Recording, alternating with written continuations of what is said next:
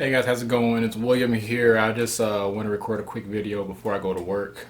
Just a few reflections about what I wanted to share with you on my little, I guess you can call it, entrepreneurial journey. So, what I want to talk about today? Well, today I want to talk about what it means to be successful in my ideal, at least. See, there are a lot of people nowadays, especially as millennials, who think that failing means once you go wrong, the first sign of anything going wrong, it means you should stop, you should give up.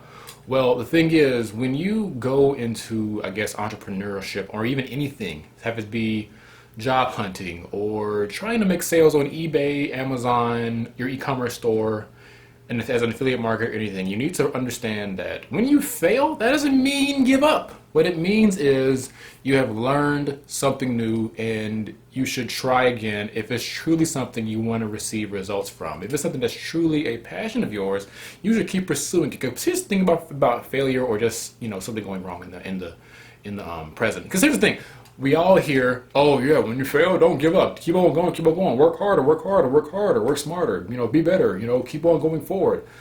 Yes, but the thing is, failure is part of success. That's why they tell you that. When you fail and you try again, you're not supposed to just stop. When you actually stop, that's when you actually fail. But for you to keep going after you make a mistake or find out something isn't working, you should keep going. Here's why. Recently, I made an e-commerce store. An e-commerce store, and this was my first fully fledged, like, well put together, 100% working e-commerce store. I made two, actually three before that, but the thing about those websites were that they were kind of just practicing, playing around, working on how to design an e-commerce store. We're kind of just trying to see how an e-commerce store is like, what it's like, adding products, taking products off, etc., etc. I never had a sale in any of those stores. I did an eBay and Etsy, but that's a whole different story. But actual e-commerce stores that are designed from the ground up, those failed. And recently I made another one, my fourth one. And when I made it, I started noticing all these little things that could have been made better in the store that could make it have more sales and make it be better and all that kind of stuff. And as I'm going about looking at these things, I'm thinking to myself, man, this could be a lot better. I'll give you some exact characteristics. For example, for my last e-commerce store, yes, it had terms of service, it had privacy policy, shipping policy, returns policy, all that kind of stuff. It had a products page, it had a tracking order page, it had an FAQ page so they can see where the FAQ is. They had a cart page, actual page for the cart. Checkout page, it was using PayPal as a checkout medium. I'm trying to get Square up, but that's a little bit of a longer story. And this is all done through WooCommerce too, by the way. And as I was looking at the store from a 30,000 feet point of view, I noticed there were so many things wrong with how I could have designed it, how it could have been looking now. There's a lot of stuff about it that could have been improved because my website was very out of date, to be put short. It was responsive, yes, but the theme that I used for WooCommerce to design the e-commerce store was not geared for a WooCommerce store in the modern day.